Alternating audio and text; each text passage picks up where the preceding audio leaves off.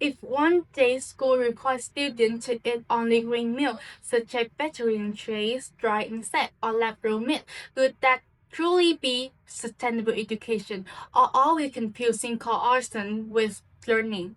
At first glance, these meals sound noble. Greener, cleaner, better for the planet.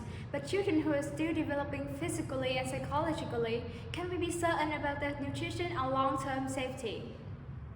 People often imagine green education as a cleaner future or a healthier habit.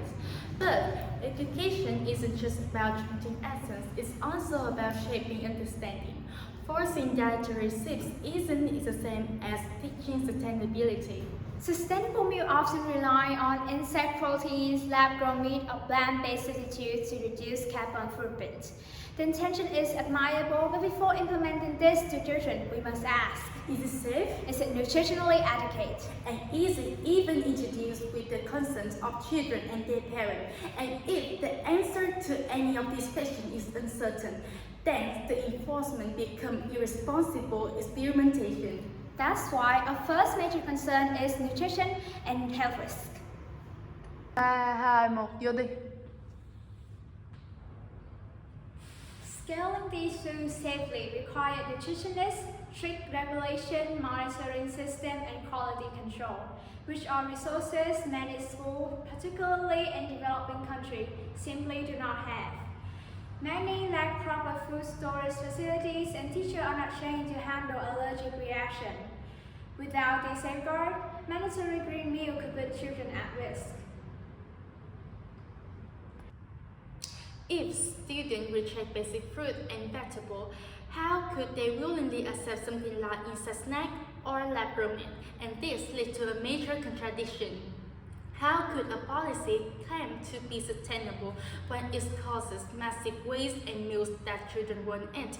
And more importantly, forced eating never builds genuine environmental understanding. Awareness grows when children are asked why it matters, not when they are told you must. Now imagine this, 10 years from now, students who grew up under compulsory green meals enter the real world. Some avoid sustainable foods entirely because they remind them of rules they hated. Some distrust environmental policies because they feel forced and restricted. Some feel guilty for not being perfectly sustainable, a lesson taught through pressure, not choice. This is clearly not the future green education promised.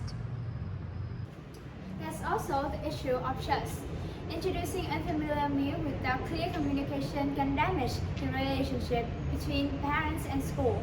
Parents want reassurance that the food is safe and nutritious. Miscommunication can quickly escalate into online complaints, criticism, and a breakdown in school, which is community cooperation. A policy created to educate ends up dividing rather than uniting. And no education system can function properly when trust breaks down. And now, let's move to our second major concern, the limited educational impact. What we need is motivation, not mandates. Students embrace sustainability when they understand the impact, when choices become meaningful, not restricted. Green education is essential, but compulsory green meals are not education. They are coercion. And as shown, this approach risks student nutrition, increases food waste, damages trust, and most importantly, fails to cultivate genuine understanding. A sustainable future depends on knowledge, empathy, and voluntary action, not forcing students to eat some type of lunch. A greener future doesn't begin on a plate, it begins in a mind that chooses to care.